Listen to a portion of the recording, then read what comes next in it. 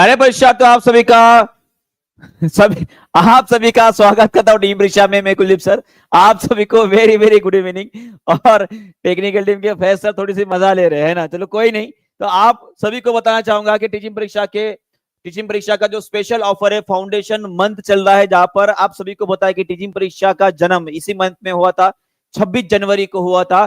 तो उसी प्रयत्न के ऊपर जो सभी बच्चों के साथ हम टीचिंग परीक्षा एक सेलिब्रेशन जो है करना चाहते हो, और उसी के एक अवसर के ऊपर आप सभी को एक मैक्सिमम डिस्काउंट, जैसे कि आप सभी लोग बोल रहे थे 55 से जो 55% जो डिस्काउंट चला उसे बढ़ाकर आप सभी के लिए 60% का ऑफर कर दिया है। तो सभी लोग जल्दी ही इसका लाभ उठाएंगे और अपनी परीक्षा जो है, अपनी जो तैयारी है, उसकी तैयारी, जो भी आप परीक्षा की तैयारी कर रहे हो उसकी तैयारी आप टीचिंग परीक्षा के साथ करेंगे। ठीक है, तो चलिए शुरुआत करते हैं जी। बिल्कुल पहले क्वेश्चन के साथ सभी लोग इस क्वेश्चन का आंसर करेंगे, जो क्वेश्चन आप सभी के लिए मैंने होमवर्क दिया था। चलिए बताइए इस क्वेश्चन का आंसर क्या रहेगा।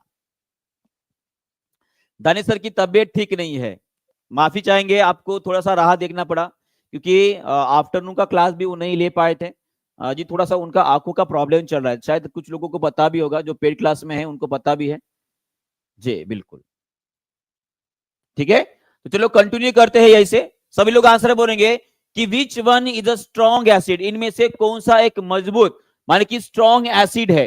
तो एसिड का मतलब क्या होता है, देखिए जैसे ही एसिड ये वर्ड आपके दिमाग में या आपके कान के ऊपर पड़े, तो एसिड जैसे ही बोलेंगे तो आपको ध्यान में आ जाएगा कि एसिड में कौन से आयन सर्वाधिक पाए जाते हैं। तो उसका आंसर रहेगा यहाँ पे H+ आयंस की संख्या जो होती है वो सर्वाधिक रहेगी, और जहां पे H+ आयंस की संख्या ज्यादा रहेगी वो एसिड कहलाएगा। और एसिड को हम इंडिकेटर से अगर जानेंगे, हम आगे कोई भी इंडिकेटर या कोई भी संकेतक अगर हम इस्तेमाल करते हैं तो वहां पे कौन सी स्केल का इस्तेमाल किया जाता है, उसमें इस्तेमाल किया जाता है पीएच स्केल, इसे हम पावर ऑफ हाइड्रोजन के नाम से जानते हैं।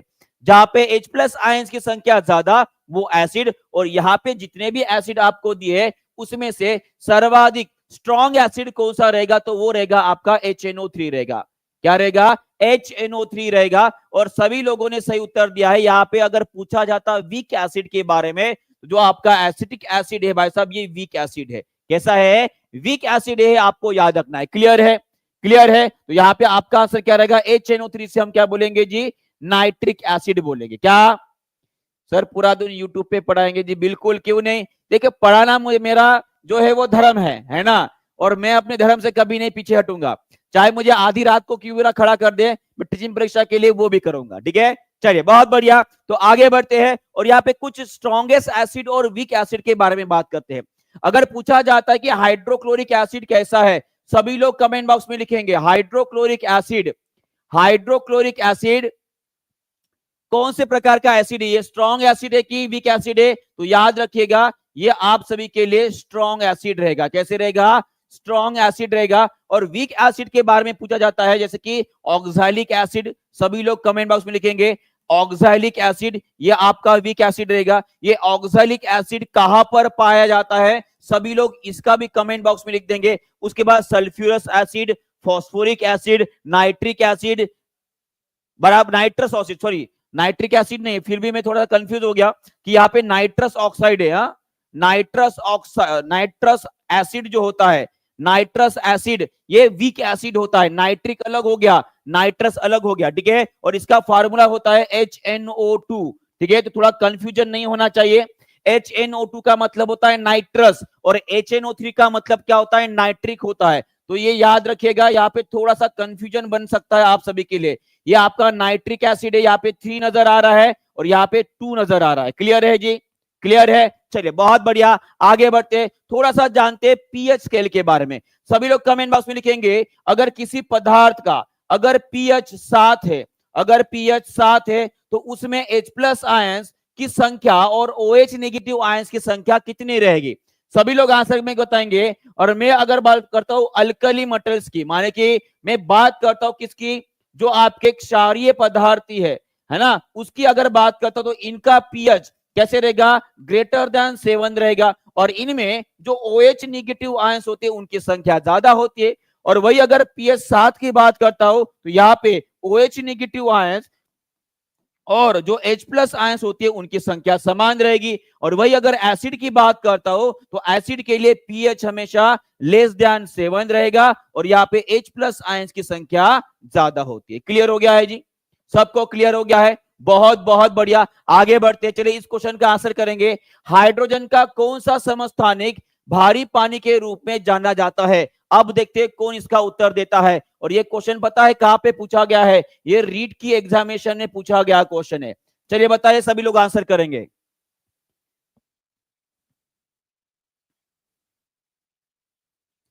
कोई नहीं। देखो, मैं आपसे वादा किया है मैंने कि साइंस को आउट ऑफ मार्क आपको लेकर मैं दिखाऊंगा।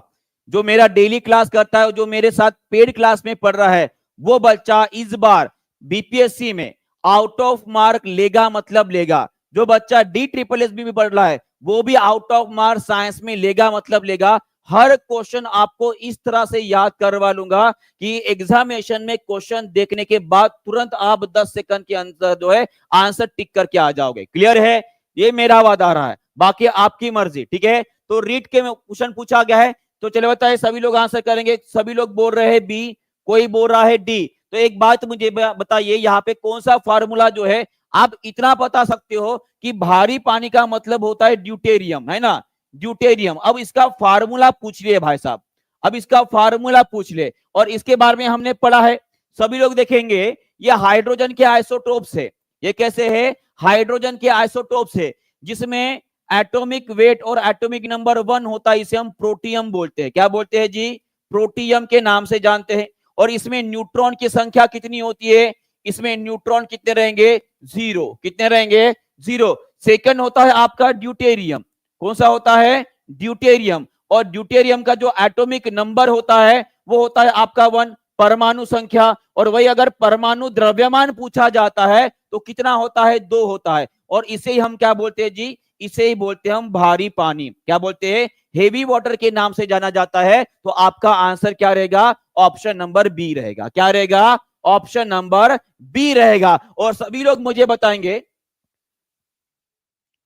सभी लोग मुझे बताएंगे कि ये जो ड्यूटेरियम आपको यहां पे नजर आ रहा है, इसमें नंबर ऑफ न्यूट्रॉन कितने रहेंगे? सभी लोग कमेंट बॉक्स में लिखेंगे। नंबर ऑफ न्यूट्रॉन माने न्यूट्रॉन की संख्या कितनी रहेगी। और उसी तरह से यहां पे जो नजर आ रहा है, ये किसका फार्मूला है जी? ये है आपका ट्रिटियम का फार्मूला। किसका है? ट्रिटियम का फार्मूला। ये आपको याद रखना है। और ट्रिटियम का जो परमाणु परमाणु द्रव्यमान होता है, परमाणु द्रव्यमान होता है, और जो परमाणु संख्या होती है, जिसे हम एटॉमिक नंबर के नाम से जानते हैं, वो कितना होता है? सभी लोग कमेंट बॉक्स में लिखेंगे। ड्यूटेरियम में नंबर ऑफ न्यूट्रॉन कितना होता है? 1 होता है। कितना होता है? 1 होता है। और उसी तरह से अगर ट्रिटियम की बात पूछी जाए तो परमाणु द्रव्यमान कितना होता है? इसमें 2 न्यूट्रॉन और 1 प्रोटॉन होता है, मतलब इसका परमाणु द्रव्यमान 2 होता है। और परमाणु संख्या कितना रहेगा जी? 1 रहेगा। कितना रहेगा? 1 रहेगा। क्लियर है सभी को? और उसी तरह से मैंने आपको यह भी बताया था कि ये ट्रिटियम कैसे होता है? ये होता है आपका रेडियो एक्टिव होता है। कैसे होता है? रेडियो एक्टिव होता है। उसमें रेडियो धर्मिता नाम का गुणधर्म होता है। क्लियर है? चलिए आगे बढ़ते हैं। और आप सभी को बता दूं, ये है आपकी वो क्या बोलेंगे उसे? न्यूक्लियर फिजन की रिएक्शन, है ना? नाभिकीय विखंडन की रिएक्शन, जहां पर क्या होता है? जो यूरेनियम 235 होता है। ये क्वेश्चन अभी अभी बीपीएससी नहीं, बीपीएससी, हाँ, 70th बीपीएससी की जो री एग्जाम है उसमें क्वेश्चन पूछा गया है कि जो हमारे पावर प्लांट होते हैं, उनमें कौन सा रेडियो एक्टिव एलिमेंट इस्तेमाल किया जाता है? सभी लोग कमेंट बॉक्स में लिखेंगे। ये होता है यूरेनियम 235। कौन सा होता है? यूरेनियम 235 होता है। सभी लोग कमेंट बॉक्स में लिखेंगे जी। चलिए सभी लोग इसको लिखेंगे कमेंट बॉक्स में कि जो हमारे न्यूक्लियर पावर प्लांट होता है उसमें कौन सी रिएक्शन होती है? नाभिकीय विखंडन की रिएक्शन होती है। जिसमें किसका उपयोग किया जाता है? नाभिकीय विखंडन में जो एलिमेंट, जो मूलद्रव्य हम इस्तेमाल करते हैं, ये होता है यूरेनियम 235। और नाभिकीय विखंडन के लिए किसका इस्तेमाल किया जाता है? तो याद रखेंगे, न्यूट्रॉन को। किसका इस्तेमाल किया जाता है? न्यूट्रॉन का इस्तेमाल किया जाता है। ये आपको याद रखना है। और यूरेनियम जब उसे तोड़ा जाता है, उसके ऊपर न्यूट्रॉन को डाला जाता है तो कौन से नए एलिमेंट्स बनते हैं? एक बनता है आपका बेरिलियम और एक बनता है आपका क्रिप्टियम। क्या बनता है? क्लियर है सभी को? क्लियर हो गया है? ये आपको सबको समझ में आ गया है। शिवम जी मैं आपको बताऊं एक्स्ट्रा कुछ नोट्स बनाने की आपको जरूरत ही नहीं पड़ेगी। आप डेली मेरे क्लास करते रहेंगे, वो पूरे के पूरे क्वेश्चन आपके जो दिमाग में चले जाएंगे ऑटोमेटिक, कुछ करने की जरूरत नहीं पड़ेगी। क्लियर है? समझ में आ गया है? और उसके बाद यहां से निकलते हैं 3 न्यूट्रॉन। सभी लोग कमेंट बॉक्स में लिखेंगे कि न्यूक्लियर फ्यूजन के दौरान माने कि नाभिकीय विखंडन जब होता है तो कितने न्यूट्रॉन्स बाहर निकलते हैं? कितने निकलेंगे? 3 न्यूट्रॉन्स बाहर निकलेंगे। और इन न्यूट्रॉन्स में कौन सी ऊर्जा होती है? इनमें होते हैं आपकी काइनेटिक एनर्जी होती है, माने कि गतिज ऊर्जा होती है। कौन सी ऊर्जा होती है? गतिज ऊर्जा होती है। और इस गतिज ऊर्जा को कम करने का काम कौन करता है? भारी पानी करता है। भारी पानी जिसे हम हेवी वाटर बोलते हैं, जिससे जिसका केमिकल फार्मूला क्या है? उसका ही केमिकल फार्मूला है ड्यूटेरियम ऑक्साइड। उसका ही केमिकल फार्मूला क्या है? Deuterium oxide. ये गतिज ऊर्जा कम कर रहा है, पर न्यूट्रॉन को एब्सॉर्ब करने का काम कौन करता है? न्यूट्रॉन की संख्या कम करने का कौन काम करता है? तो वो काम करते हैं आपके बोरॉन और कैडमियम। कौन करते हैं?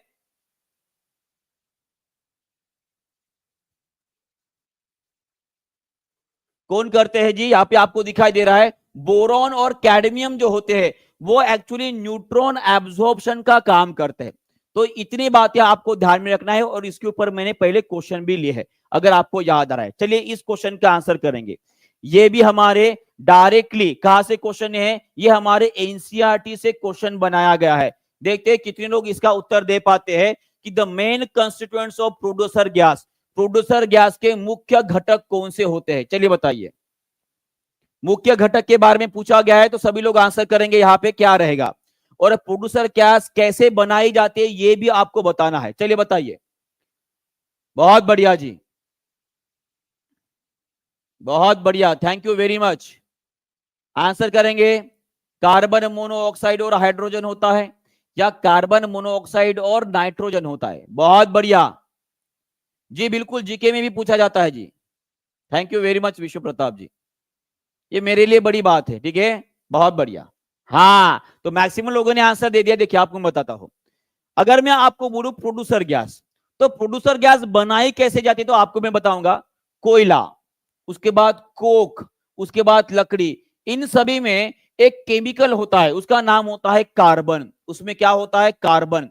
इन्हें इसलिए कार्बनेशियस सब्सटेंस बोला जाता है, जिनमें जब उसे आग लगाते हो, माने कि जिसका अब जब ऑक्सीडेशन कराते हो, तो ऑक्सीडेशन के टाइम पे आप किसका इस्तेमाल करते हो? वहां पे इस्तेमाल किया जाता है ऑक्सीजन का।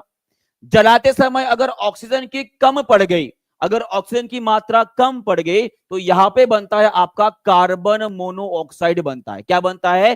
कार्बन मोनोऑक्साइड बनता है। और कार्बन मोनोऑक्साइड के साथ दूसरी गैस जो बनती है वो होती है सबसे ज्यादा नाइट्रोजन होती है। कौन सी होती है? नाइट्रोजन होती है। तो मुख्य तौर पर आपको कौन सी गैस नजर आ रही है? एक है कार्बन मोनोऑक्साइड और एक होती है आपकी नाइट्रोजन। और इसीलिए जब कार्बन को इनसफिशिएंट ऑक्सीजन में जलाया जाता है तो कार्बन मोनोऑक्साइड और नाइट्रोजन ये प्रोड्यूसर गैस कहलाती है। इनको क्या बोला जाता है? इन्हें प्रोड्यूसर गैस या उत्पादक वायु के नाम से जाना जाता है। सर इसका काम कौन सा है? तो आपका आंसर क्या रहेगा जी? आपका आंसर रहेगा कार्बन मोनोऑक्साइड और नाइट्रोजन रहेगा। क्या रहेगा? कार्बन मोनोऑक्साइड और नाइट्रोजन। इसमें हाइड्रोजन जो है लगभग 12 से 14% होता है। कार्बन मोनोऑक्साइड सर्वाधिक होता है और उसके बाद नाइट्रोजन जो है वो लगभग 50% से भी अधिक होता है। ये आपको याद रखना है। इसीलिए मुख्य गैस कौन सी पूछी गई है तो वो आपका आंसर रहेगा ऑप्शन नंबर 3 रहेगा। क्या रहेगा? ऑप्शन नंबर 3 रहेगा। क्लियर हो गया यहाँ पे? क्लियर है? बहुत बढ़िया, बहुत बहुत बढ़िया। क्लियर है यहाँ पे? ओके, हाँ जी बिल्कुल वही करेंगे। ओके क्लियर है? चलिए, तो एक बात मुझे बताइए, ये कार्बन मोनोऑक्साइड और नाइट्रोजन का इस्तेमाल क्या है? क्यों इसे प्रोड्यूसर गैस बोला जाता है और इसका इस्तेमाल क्या है? कोई बता सकता है क्या? कोई बता सकता है कि यहाँ पे कार्बन मोनोऑक्साइड और नाइट्रोजन का क्या काम है? भाई आप सभी को पता है कि carbon monoxide is a very harmful gas. ये अगर हमारे हीमोग्लोबिन के साथ अगर कंबाइन हो जाए तो कार्बोक्सी हीमोग्लोबिन बनाता है, जो हमारे लिए दम घुटू गैस बन जाती है। क्या बन जाती है? दम घुटू गैस बनती है। और नाइट्रोजन तो आपको पता है इसके हमारे शरीर के ऊपर कुछ काम ही नहीं होता है, बराबर है। तो कार्बन मोनोऑक्साइड जब हानिकारक है तो उसे प्रोड्यूसर गैस क्यों बोला जाता है? कोई बता सकता है? बहुत बढ़िया, यहाँ पे एक आंसर आया है जावेद झायरा जी का, तो मैं आपको बताना चाहूंगा। देखिए, कार्बन मोनोऑक्साइड, देखिए जब कार्बन को ऑक्सीजन के साथ रिएक्ट करा जाता है तो सबसे पहले बनता है आपका कार्बन मोनोऑक्साइड। क्या बनता है? कार्बन मोनोऑक्साइड, ठीक है। और ये इनसफिशिएंट ऑक्सीजन है, पर इसको फिर से अगर आपने ऑक्सीजन प्रोवाइड किया तो ये कार्बन मोनोऑक्साइड बन जाता है कार्बन डाइऑक्साइड, और इसमें ऊष्मा बाहर निकलती है। क्या निकलती है? ऊष्मा बाहर निकलती है, हीट बाहर निकलती है। और ये जो हीट होती है इसके प्राप्ति के लिए या इसे पाने के लिए इस कार्बन मोनोऑक्साइड जो प्रोड्यूसर गैस का मुख्य घटक है, इसे फिर से ऑक्सीजन के साथ रिएक्ट कराया जाता है और उसमें से जो हीट निकलती है फिर वेरियस फंक्शन के लिए उसे इस्तेमाल किया जाता है। क्लियर है? क्लियर है? सर जी आप तो लेक्चर दे देंगे, पर अगर नोट्स नहीं रहेगा तो हम रिवीजन कैसे करेंगे? अभी आपका पिछला वीडियो देखा है, फिर उसका भी रिवीजन करना है। बताओ सर कुछ। देखो, अगर आपको लग रहा है कि आपको कुछ रिवीजन करना है, अगर आपने पेड क्लास लिया होगा तो वैसे भी वाईटी के ऊपर जितने भी हमारे क्लासेस होते हैं उन सभी के पीडीएफ जो है हम जो है पेड क्लास में डाल देते हैं। पर अगर आपने पेड क्लास नहीं लिया है, अगर आपने पेड क्लास नहीं लिया है तो मैं आपको बताना चाहूंगा कि आपको जो है देख देख कर ही नोट्स बनाने पड़ेंगे, ठीक है। उसमें शायद मैं आपकी कोई मदद नहीं कर पाऊंगा। क्लियर है जी? चलिए, बहुत बहुत बढ़िया, थैंक यू वेरी मच जी। ठीक है, ये आपको क्लियर हो गया। उसके बाद और भी गैस होती है, जैसे कि कोल गैस हो गया, ठीक है, ऑयल गैस हो गया, सिन गैस हो गया, सिंथेसिस गैस भी बोलते हैं, और जिसमें हाइड्रोजन और कार्बन डाइऑक्साइड जो है मुख्य गैस होते हैं। ये आगे क्वेश्चन में देखने वाले, ठीक है, इसको आगे देखेंगे। चलिए इसका आंसर कर देंगे तब तक। बाकी के भी गैस होते हैं, वाटर गैस होती है ना? जी हाँ बिल्कुल, बताएंगे इसका आंसर।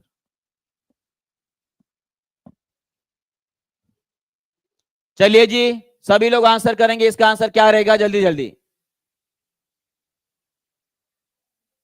जी बिल्कुल।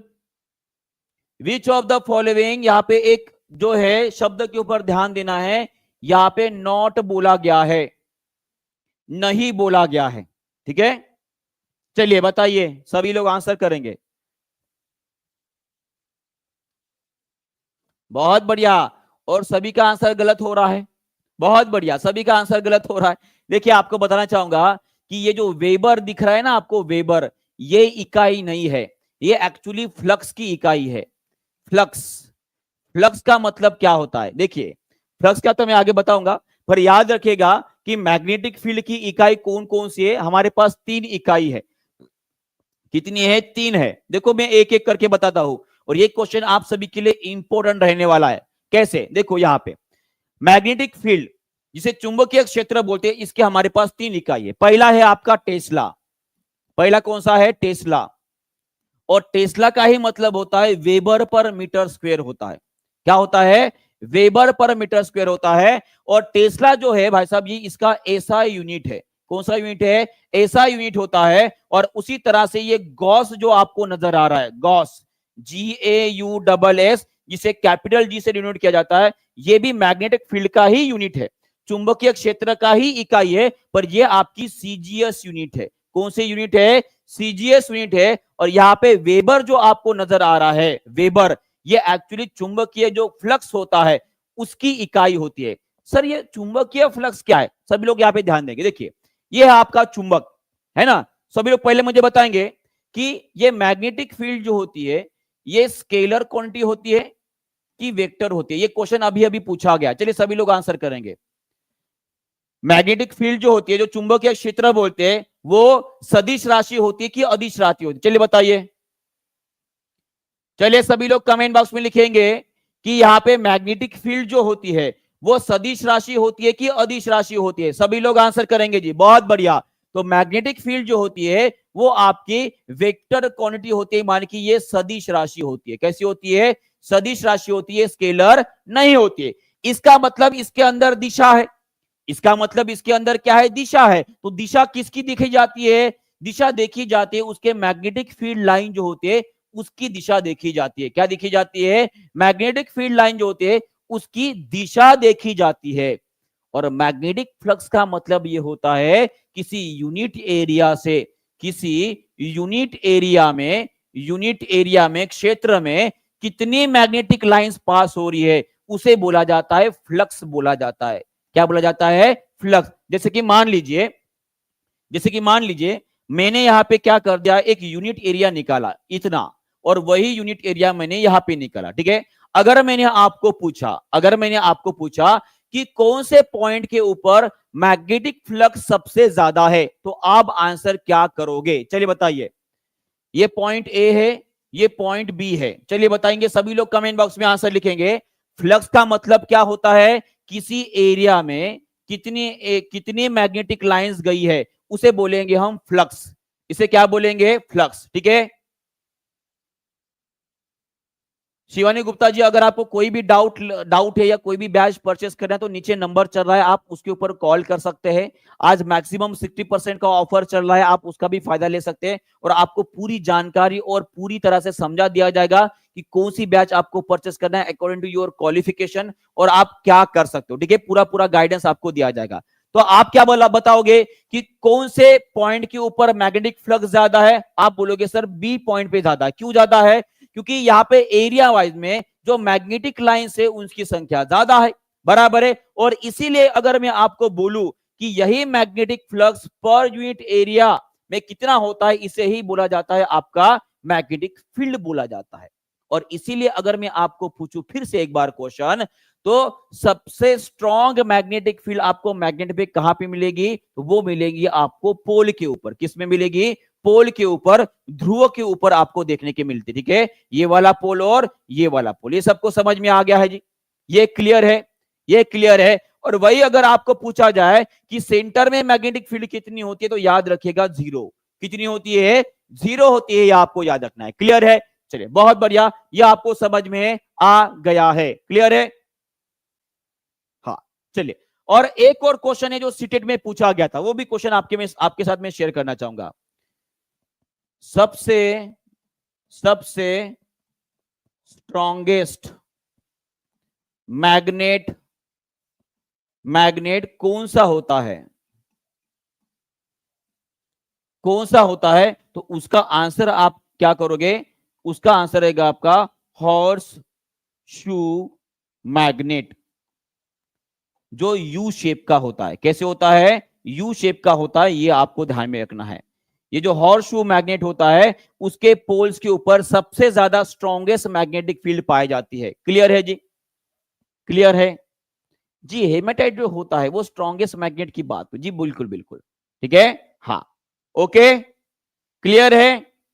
और अगर उसका नाम पूछा जाए तो एक प्रकार का मैग्नेट है जो बनाया जाता है आर्टिफिशियली, इसका नाम है नियोबियम मैग्नेट। नियोबियम, इसका स्पेलिंग थोड़ा आगे पीछे हो सकता है। तो नियोबियम जो है, नियोबियम जो होता है, ये दुनिया का सबसे स्ट्रॉन्ग मैग्नेट है। ये दुनिया का सबसे स्ट्रॉन्ग मैग्नेट है। अगर दो नियोबियम मैग्नेट के बीच में आपने गलती से उंगली भी डाल दी ना, तो उंगली के आपके चिथड़े उड़ जाएंगे। इतना जबरदस्त अट्रैक्शन उन दोनों के बीच में होता है। तो याद रखेगा, सबसे स्ट्रॉन्ग मैग्नेट अगर पूछा जाता है और वहां पे नियोबियम ये अगर वर्ड आता है, तो नियोबियम जो है सबसे स्ट्रॉन्ग मैग्नेट है दुनिया का। ओके, चलिए आगे बढ़ते, इस क्वेश्चन का आंसर कर देंगे सभी लोग जल्दी जल्दी। चलिए बताइए इसका आंसर क्या रहेगा, फास्ट। बोला गया है कि 1.5 ओहम, 0.05 ओहम और 0.25 ओम, इनको श्रेणी क्रम में जोड़ा गया है, मान की सीरीज में जोड़ा गया है। तो इनका टोटल इक्विवेलेंट रेजिस्टेंस कितना रहेगा? चलिए सभी लोग मुझे बताएंगे। आप सभी को पता है कि सीरीज में या श्रेणी क्रम में अगर प्रतिरोध जोड़े जाते हैं तो वो सीधा सीधा उनका एडिशन करना पड़ता है। R1 plus R2 plus R3 हो जाएगा। माने कि कितना आ जाएगा जी? 1.5 प्लस 0.05 प्लस 0.25, सीधा इनको ऐड कर दो, बताओ कितना आ रहा है? 10, 8, 1, इतना आ रहा है, इतना आ रहा है। एक्चुअली यहां पे एक पॉइंट चाहिए, यहां पे एक पॉइंट चाहिए था। 1.8 इतना आ रहा है क्या? इतना ही आएगा ना? 0.05 है, 0.25 है, 0.5 है, तो 5 और 5 10, एक हाथ का है तो ये हो जाएगा आपका 8 हो जाएगा, और 1.80 is the correct answer. 1.80 ohm is the correct answer. कितना रहेगा? 1.80 इज द करेक्ट आंसर। ठीक है, चलो सभी लोग मुझे बताएंगे कि हमारे घर में घर में जो बिजली का कनेक्शन रहता है, जो बिजली के तार होते हैं, वो कौन से क्रम में जोड़े जाते हैं? वो कौन से क्रम में जोड़े जाते हैं? चलिए सभी लोग इसका आंसर करेंगे। जोड़े जाते हैं, पहला सीरीज में मान की श्रेणी में जोड़े जाते हैं, या दूसरा पैरेलल में जोड़े जाते हैं, या समांतर में जोड़े जाते हैं। चलिए सभी लोग आंसर करेंगे इसका, देखते कितने लोग सही उत्तर देते हैं। फास्ट, सभी लोग फास्ट आंसर करेंगे जी। बहुत बढ़िया, बहुत बढ़िया। अरे हाँ, 1 मिनट रुके ना, यहाँ पे 1.80 तो दिया है ना, ये 1.80 यहाँ पे दिया है, तो आपका आंसर 1.80 ऑप्शन नंबर ए रहेगा। ठीक है, हाँ। तो हमारे घर में जो बिजली के तार होते हैं वो कौन से क्रम में जोड़े जाते हैं जी? वो जोड़े जाते हैं आपके पैरेलल में जोड़े जाते हैं। कौन से इसमें जोड़े जाते हैं? पैरेलल में। कोई बता सकता है उसका कारण क्या है? कोई बता सकता है कि इसका कारण क्या है? तो सभी लोग यहाँ पे ध्यान देंगे।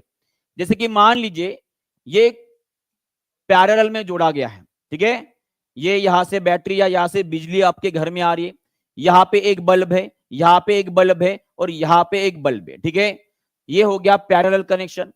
जैसे कि मान लीजिए बबली और बंटी बातें कर रहे हो, और बंटी के पप्पा जी ने बबली के साथ बातें करते समय सुन लिया, और उन्हें जो है वो घर की तार काट दी भाई साहब, और उन्होंने क्या कर दिया, यहां से तार जो है वो काट दी। तो ये बंटी का घर है, ये किसका घर है? बंटी का घर है। तो बंटी के घर की बिजली चली जाएगी ना, बंटी के घर की बिजली जाएगी।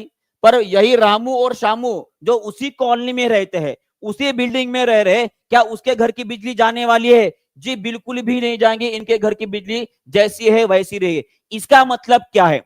श्रेणी क्रम में, हाँ, श्रेणी क्रम में ऐसा होगा क्या? बिल्कुल भी नहीं। जैसे कि मान लीजिए यहाँ पे बंटी, यहाँ पे रामू, यहाँ पे शामू। बंटी जो है वो बबली से बात कर रहा है, बबली के पिताजी ने क्या किया, रामू के घर की बिजली काट दी। अब एक बात मुझे बताइए भाई साहब, ये बंटी के घर की भी बिजली गई बिजली, और ये तार कटने की वजह से इसके घर में भी बिजली नहीं है, इसके घर में भी बिजली नहीं है। इसका अर्थ यह है कि जब कभी भी कनेक्शन आपका पैरेलल हो, समांतर में हो, तो जो डिवाइस फेल हुआ है बस वहीं पे आपका फेल्यूर आएगा, बाकी चीजें आपके सही सलामत और ढंग से चलती रहेगी। पर वही जो होता है, इसमें पोटेंशियल वोल्टेज जो होता है वो भी कांस्टेंट होता है। हमने पढ़े हैं, इसके अक्रॉस 250, इसके अक्रॉस 250, और इसके अक्रॉस में 250 वोल्ट रहेगा। पर इसमें वैसा हो गया नहीं। इसमें मान लीजिए 250 वोल्ट का मैंने अप्लाई किया है, तो इसके घर में 100 जाएगा, इसके घर में 100, और हो सकता है यहाँ पे 50 जाए, माने कि वहां पे वोल्टेज का भी डिफरेंस आ गया। और इसीलिए जनरली जो स्ट्रीट लाइट्स होते हैं, जो रास्ते के आजू बाजू जो स्ट्रीट लैंप लगाए जाते हैं, वो कहां पर रहते हैं? वो पैरेलल में कनेक्शन लगाए जाते हैं। साथ में हमारे घर की जो बिजली होती है वो भी पैरेलल ही कनेक्ट की जाती है। क्लियर हो गया है जी सभी को? क्लियर हो गया सभी को? बहुत बढ़िया। चलिए आगे बढ़ते हैं नेक्स्ट क्वेश्चन। और इस क्वेश्चन का जिसने आंसर दे दिया, समझ लेना भाई साहब वो बड़ा ही होशियार बंदा है, ये बड़ा ही होशियार बंदा है। देखते हैं वो कौन इंसान है जो सच में उसका दिमाग जो है बड़ा शार्प है, जिसका दिमाग शार्प है। देखते हैं कौन है वो। चलिए बताइए कौन है वो जिसका दिमाग सबसे शार्प है।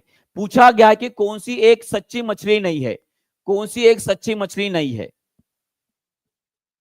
चलिए बताइए, है ना? फेफड़ा मछली, चांदी मछली, बिल्ली मछली, या कुत्ता मछली? नाम भी देखो कितने बढ़िया बढ़िया है, dog fish, cat fish, silver fish और लंग फिश। चलिए सबके अलग अलग आंसर दे रहे, सभी लोग जो है कुत्ते फिश के ऊपर ही लटक गए हैं। बस अब मैं तो आपको बताना चाहूंगा कि ये सिल्वर फिश जो है ये ट्रू मछली नहीं है। ये सिल्वर मछली कितने लोगों को पता है या कितने लोगों ने देखा? एक बार प्लीज हाथ ऊपर करिए। हाँ, सभी लोग हाथ ऊपर करेंगे। कितने लोगों ने सिल्वर मछली को देखा है? देखा है क्या? अगर मैं जब बताऊंगा ना तब बोलोगे सर हाँ हमें पता है। तो आपको मैं बताना चाहूंगा, ये वाला है, ऐसा बुक किसी के घर में होगा, पड़ा है, बहुत साले से पड़ा है, किसी ने उसको हाथ नहीं लगाया है ना। और कभी कभार क्या होता है, उसमें छोटे छोटे कीड़े ऐसे रेंगते हुए नजर आएंगे आपको। और वो बुक में जो कीड़े आपको नजर आते हैं ना, कुछ इस प्रकार के होते हैं। कितने लोगों ने इसे देखा है? अब बताओ जी। बुक वॉर्म, बहुत बढ़िया रोमा भारती जी। इसे ही क्या बोला जाता है? इसे ही बुक वॉर्म के नाम से जाना जाता है। जो बहुत ही पुराने बुक से वहां पे जो छोटे छोटे कीड़े रेंगते रहते हैं ना भाई साहब, उनको ही बोला जाता है ये है आपकी सिल्वर फिश। ये क्या है? आपकी सिल्वर फिश। तो ये क्या पानी में रहती है? नहीं, ये बुक में पाई जाती है। अब बताओ कितने लोगों ने इसे देखा है? अब सभी लोग हाथ ऊपर करेंगे, सर मैंने देखा है ना, देखा है ना। तो ये मछली वछली कोई नहीं है, ये एक्चुअली आर्थ्रोपोडा से बिलोंग करने वाला एक कीड़ा है। आर्थ्रोपोडा से बिलोंग करने वाला एक कीड़ा है। आर्थ्रोपोडा ये एक प्रकार का हमारा एनिमल किंगडम में आने वाला जो है एक जीव है, जो हमने पढ़े हैं। बराबर है? क्लियर हो गया यहाँ पे? चलिए बहुत बढ़िया।